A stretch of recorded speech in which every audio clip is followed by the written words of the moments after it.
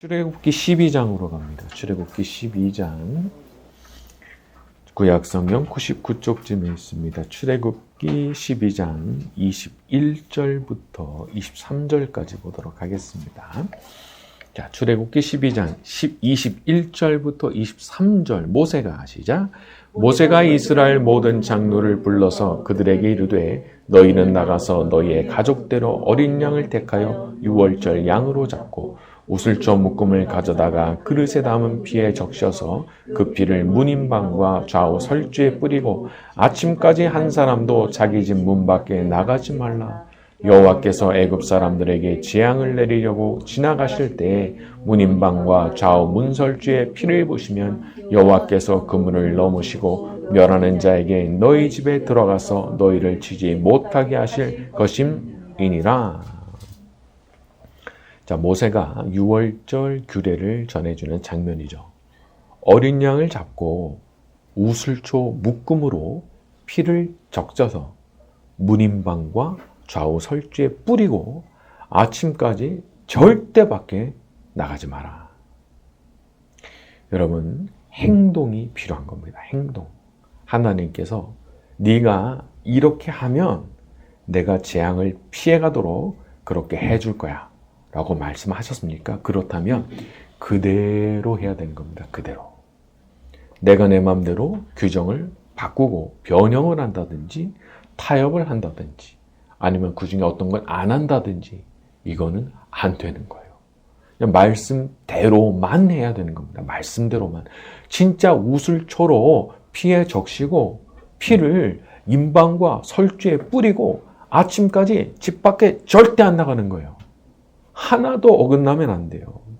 만약에 이 중에 하나를 어겼다고 생각을 해보세요. 그러면 자기 피가 자기 머리로 돌아가는 겁니다. 다른 사람 탓이 아니에요. 자기 탓인 거예요. 하나님 말씀에 그대로 순종을 하면서 산다는 게 참 얼마나 중요한 일인지, 그게 사실 자기 생명을 지키는 일이거든요. 그 자기 생명 지키는 일이에요. 재앙이 와도 하나님께서 하라고 하시는 대로만 하면 살게 되는 겁니다. 나중에 나오게 되겠지만은 광야에서 불뱀에게 물렸을 때도 하라고 하신 말씀 그대로 한 사람은 산 것이고 그거 안 한 사람은 죽은 거예요. 자기의 생각을 앞세우는 거 어리석은 일입니다. 왜 꼭 우슬초 묶음으로 해야 되느냐 따지고, 왜 꼭 문인방과 문설주에 다 뿌려야 되냐, 딴 데 뿌리면 안 되냐, 아니 또 급하면 나갈 수도 있지, 잠깐 나가면 안 되냐, 이렇게 따지는 거 참 안타까운 일이지만 살 수 없는 거예요. 살 길을 얻을 수가 없는 겁니다. 저는 어느 순간부터 알게 됐습니다. 참 제가 그 따지는 거, 그 하나님께 막 따져 묻는 거 사실 참 아무짝에도 쓸모없고 그냥 고생만 자초하는 일이라는 것을 어느 순간 깨닫게 되더라고요. 그러니까 그냥 순한 마음으로 순종하는 겁니다. 내 마음에 들지 않아도, 내 취향에 맞지 않아도 나는 그냥 하나님께서 하라고 하시면은 그냥 한다. 이런 생각으로 사는 거예요. 근데 그렇게 마음을 먹고 나니까 이게 마음이 굉장히 편해지더라고요. 그리고 또 하나님께서도 신기한 일을 많이 만들어 주시더라고요. 그러니까 이게 있을 수 있는 일인가 싶은데 늘 순종을 하려고 그렇게 가다 보면은 거기서 아주 신기한 일들을 많이 만들어 주시더라고요. 그래서 제가 알게 된 거예요. 이제부터는 내 생각, 내 판단 다 비워버리자. 그냥 다 지워버리자. 그냥 하나님 시키시는 대로만 하자. 그런 생각을 가지게 된 거죠. 그렇게 살 때 간증거리가 생겨납니다. 그리고 그렇게 살 때 마음의 기쁨이 생겨나고 하나님께서 적극적으로 도와주시는 것을 경험하게 되는 거죠. 그러니까 묻지도 따지지도 않고 그냥 순종만을 추구하는 게 어떻게 보면은 최고로 복받는 비결이랄까 그런 거더라고요. 저와 여러분 모두가 그대로 순종하는 삶을 통해서 많은 복을 받으며 살아가는 사람들이 되기를 바랍니다. 자, 우리 24절부터 28절입니다. 너희는 시작. 너희는 이 일을 규례로 삼아 너희와 너희 자손이 영원히 지킬 것이니 너희는 여호와께서 허락하신 대로 너희에게 주시는 땅에 이를 때에 이 예식을 지킬 것이라. 이후에 너희의 자녀가 묻기를 이 예식이 무슨 뜻이냐 하거든 너희는 이르기를 여호와의 유월절 제사라. 여호와께서 애굽 사람에게 재앙을 내리실 때에 애굽에 있는 이스라엘 자손의 집을 넘으사 우리의 집을 구원하셨느니라 하라 하매 백성이 머리 숙여 경배하니라. 이스라엘 자손이 물러가서 그대로 행하되 여호와께서 모세와 아론에게 명령하신 대로 행하니라.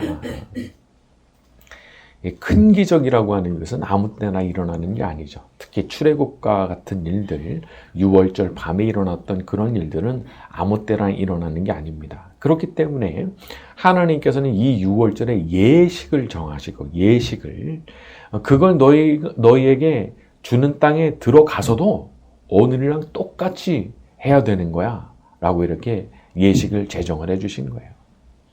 이 예식이라고 하는 것은요, 몸을 움직여야 되는 겁니다. 단지 생각으로만 기억해라. 이게 사람한테 충분하지 않거든요. 그러니까 그런 거는 물이 그냥 지나가 버리듯이 그냥 그렇게 지나가는 거예요. 그래서 몸을 움직이는 예식을 이렇게 제정을 해 주신 겁니다. 예배에 참석하는 거, 또 기도에 참석하는 거, 어떻게 보면은요, 자기 몸을 가져와서 사용하는 거거든요. 이것도 일종의 예식의 일종인 거예요. 와서 앉는 것 자체가 예식의 일종인 거예요. 그러니까 하나님을 기억하고 하나님이 행하신 일을 기억하기 위해서 우리가 사용하게 되는 예식의 일환이다. 그렇게 봐도 과언이 아니죠. 생각으로만 하는 거, 말로만 하는 거 안 됩니다. 기억하기 위해 반드시 몸을 움직여야 되는 거예요. 그러니까 억지로라도 예배 나오고 기도에 나오고 하나님 다 보시는 거죠. 그리고 그런 행동 자체를 굉장히 예쁘게 보시는 거죠. 와서 앉아있는 것 자체가 하나님 보실 때는 예식을 치르는 사람으로서 어떤 제물을 바치는 거랄까? 똑같이 보시는 거예요. 우리 하나님께서 이 밤에 나와 있는 모든 분들에 대해서도 이와 같은 마음을 갖고 계시는 줄로 믿습니다. 자, 우리 29절과 30절로 갑니다. 밤중에 시작. 밤중에 여호와께서 애굽 땅에서 모든 처음 난 것, 곧 왕위에 앉은 바로의 장자로부터 옥에 갇힌 사람의 장자까지와 가축의 처음 난 것을 다 치심해 그 밤에 바로와 그 모든 신하와 모든 애굽 사람이 일어나고 애굽에 큰 부르짖음이 있으니 하나도 없었음이었더라. 30절에 이는 그 나라에 죽임을 당하지 아니한 집이 하나도 없음이었더라. 저는 이 부분을 보면서 야, 이거 무시무시하구나 그런 생각이 들었습니다. 그러니까 누락된 집이 한 집도 없는 거예요. 리스트에 올려있는 모든 집에 하나도 빠짐이 없이 그 일이 일어난 겁니다. 자, 그런데 그렇다면요, 반대도 마찬가지 아니겠습니까? 하나님께서 보실 때 재앙이 아니고 복을 받아야 될 사람입니까? 한 명도 누락되는 케이스 없는 거예요. 반드시 복 받아야 될 사람들은 다 받게 되어 있는 거예요. 29절을 보게 되면은 왕위에 앉은 바로의 장자로부터 옥에 갇힌 사람의 장자까지 이런 표현이 나오는데 이거 말하자면 무슨 뜻이에요? 샅샅이 그냥 다 찾아서 일을 행하셨다는 거예요. 감옥에 갇혀 있는 사람의 장자에게도 그 일을 행하셨다는 거예요. 그러니까 이렇게 본다고 그러면은 하나님께서 복을 주실 때도 마찬가지인 거예요. 샅샅이 뒤져가지고 다 상 주시고 받아야 될 사람들은 다 상 주시는 거예요. 복 받아야 될 사람들은 다 복을 주시는 거예요. 누락이 한 명도 없어요. 그래서 저는 이 부분을 묵상하면서 우리 성도님들의 그 가정에도 이렇게 샅샅이 찾아서 복을 내려주시는 참 그런 하나님 은혜가 있었으면 좋겠다. 이제 그런 생각을 했어요. 한 명도 빠짐없이 그냥 그 집안 식구들 전체가 다 같이 복을 받는 그런 일들 말이죠. 오늘 밤 그와 같은 일들이 저와 여러분 모두에게 일어나게 되기를 바랍니다. 자, 31절부터 34절입니다. 밤에 시작. 밤에 바로가 모세와 아론을 불러서 이르되 너희와 이스라엘 자손은 일어나 내 백성 가운데서 떠나 너희의 말대로 가서 여호와를 섬기며 너희가 말한 대로 너희 양과 너희 소도 몰아가고 나를 위하여 축복하라 하며 애굽 사람들은 말하기를 우리가 다 죽은 자가 되도다 하고 그 백성을 재촉하여 그 땅에서 속히 내보내려 하므로 그 백성이 발교되지 못한 옷에 싸서 어깨에 매니라. 34절에 보니까 발교되지 못한 반죽 담은 그릇을 옷에 싸서 어깨에 매니라. 너무 급하니까. 그냥 밤중에 떠나라는 명령이 떨어지니까 급하게 준비할 수밖에 없었던 정황이 여기 나오는 거죠. 여러분, 갑자기 옵니다. 갑자기. 하나님께서 약속하셨던 거, 이루어지리라고 말씀하셨던 거, 어느 날 갑자기 찾아오는 거죠. 그냥 생각할 땐 그날이 오겠나? 이루어지겠나? 너무나 막연하게 생각이 들지만 어느 날, 어느 순간 갑자기 그게 찾아오게 되는 겁니다. 여기서처럼. 밤중에 명령 떨어지잖아요. 밤중에. 우리는 항상 믿음을 가지고 살아야 되는 사람들입니다. 어떤 믿음? 포기하지 않는 믿음. 분명히 그날이 온다.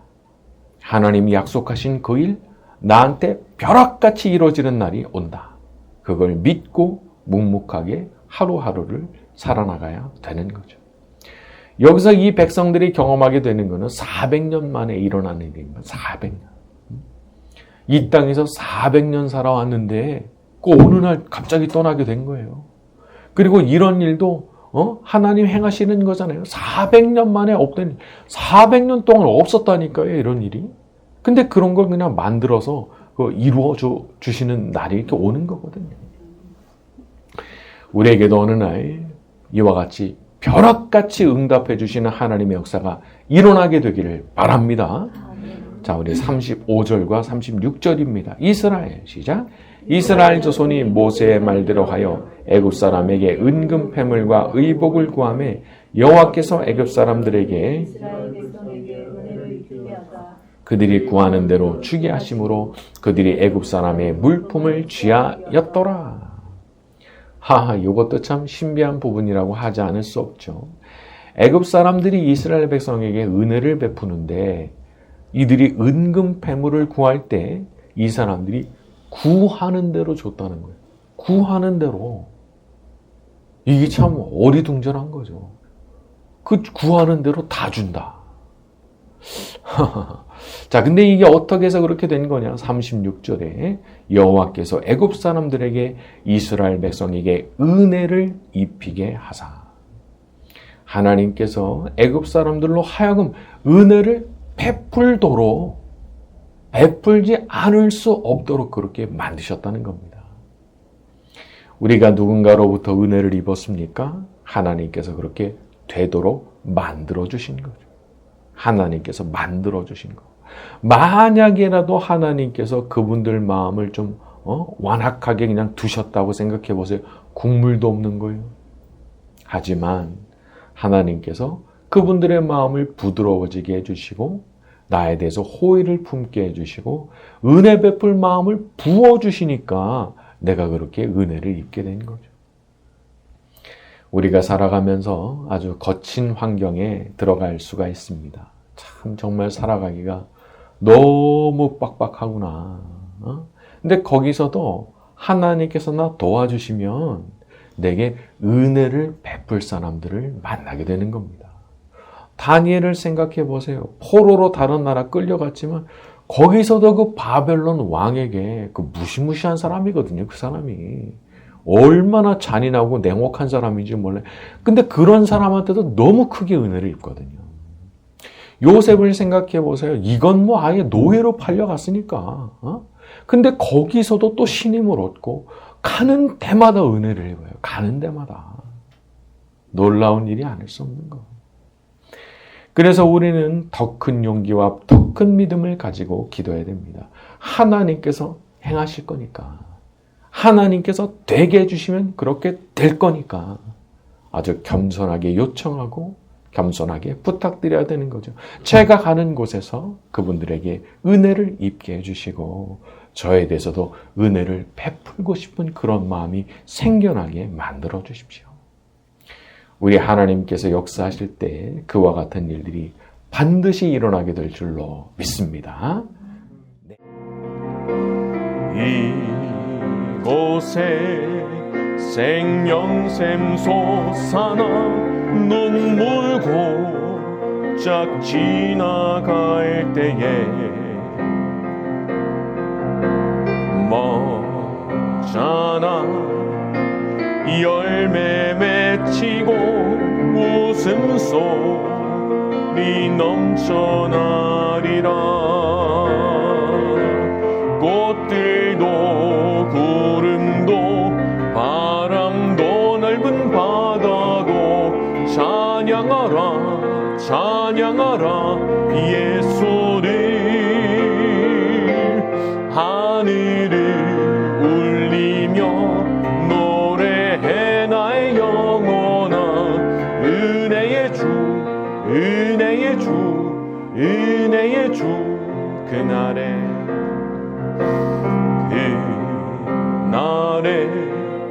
하늘이 열리고 모든 이가 보게 되리라. 마침내 꽃들이 피고 영광의 주가 오시리라. 꽃들도 구름도 바람도 넓은 바다도 찬양하라 찬양하라 예수를. 하늘을 울리며 노래해 나의 영혼아. 은혜의 주 은혜의 주 은혜의 주. 꽃들도 구름도 바람도 넓은 바다도 찬양하라 찬양하라 예수를. 하늘을 울리며 노래해 나의 영혼아. 은혜의 주 은혜의 주 은혜의 주. 우리 함께